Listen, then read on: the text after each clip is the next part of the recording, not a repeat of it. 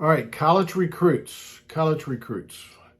What is the number one thing that defines you that a college coach is going to look at for you to join their program, to get a scholarship, join their program, or whatever? What's the number one thing? I often get asked that over and over again. Hey, Daryl, are they looking at UTR? Are they looking at World Tennis Network? Are they looking at tennis recruiting? Are they looking at USTA rankings? What are they looking at? So number one thing they're looking at, so I got a number one player of a program in the office right now. Barrett, what do you think they're looking for? Come on, man. You got anything? No. Nothing. They're looking for scores. So, for example, Barrett's here. He plays number one in Hampton-Sydney. If I'm the Hampton-Sydney coach, and if you send me an email and you send me 5 scores, and one of them is a score against Barrett Foster, maybe 2 against Barrett Foster, maybe you beat Barrett Foster 7-6, 6-4, and then you lost to Barrett Foster 7-5, 6-3. Hey, that's good enough to be on my team. I want you, right? So, scores. It's as simple as that. So, help the coach. Now, if you send the coach some scores against other 16 and under players, now the coach has got to think. Sometimes that's not a good thing, the coach thinking. So, for example, if you're going to play for Billy Martin at UCLA, send him some scores. Send him some scores against some of his top 6 players. Now, you got to figure out how to get matches against their top 6 players, or even better yet, some of their fellow teams that they play in the Pac-10, which actually isn't going to be much longer. It's going to be in the Big 12 or the Big 10. Anyway, it's very confusing. Everybody's jumping ship. But anyway, send the coach some scores. So you don't need to send him your UTR link. You don't need to send him your USTA ranking or your world tennis number or anything like that, or your tennis recruiting profile. Just send them some scores, maybe 5 scores. And again, make them relevant. So if try to play against someone on their team, or try to play against someone on their opposing team where the coach knows the names.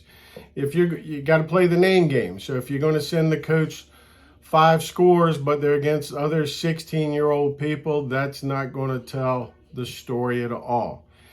So, and it could be a practice match. Barrett, it doesn't matter. It could be a practice match. Yeah. Yes. Okay. It can be a practice match. So it could be a practice match, could be in a tournament, it could be in a one-day UTR tournament. It doesn't matter.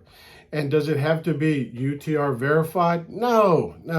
I tell you what, if you send a coach some scores, let me see where I got this stuff. You send a coach some scores and you tell them that you beat their number 4 player and you won some money, this is called verification right here. If you won money in a tournament, because now you can do that nowadays.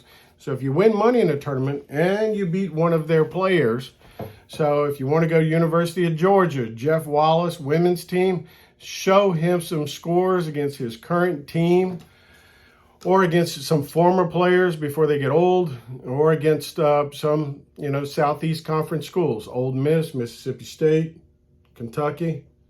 And by the way, Kentucky's a tennis school. It's not a basketball school. John Calipari's lost his mind. It's not a basketball school. It's a tennis school. Men's tennis got to the finals last year, and I think University of Kentucky basketball lost in the first round to some team they shouldn't have lost to. Anyway, Kentucky's a tennis school. That's for sure. So anyway, get back. Get yourself some scores, man. Get some scores. They can be in practice. Just write them down. Share them with the coach. And send them some scores where you lose. Don't always send your best 5 where you just treat out of your mind and you won. Send them some scores that you lost close. And the coach is going to follow up, and he's going to call a couple of people to make sure those scores are valid. And that's all you need. Scores, scores, scores.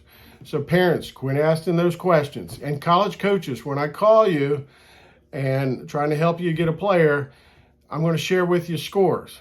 I mean, I'm sure the forehand helps.